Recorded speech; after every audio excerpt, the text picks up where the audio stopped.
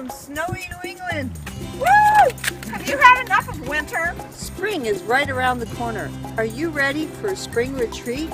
April 10th through 12th at Angels Rest in Western Massachusetts. Come join us. It's going to be awesome. We're teaching the 13-movement Tai Chi form and fusion of the 5 elements meditation. It's a wonderful opportunity to get relaxed and centered and ready for an active and wonderful spring and summer.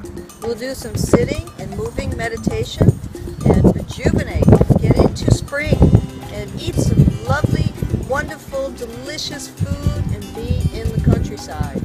Come to Angels Rest and practice Tai Chi and meditate and get rid of all those inner blues.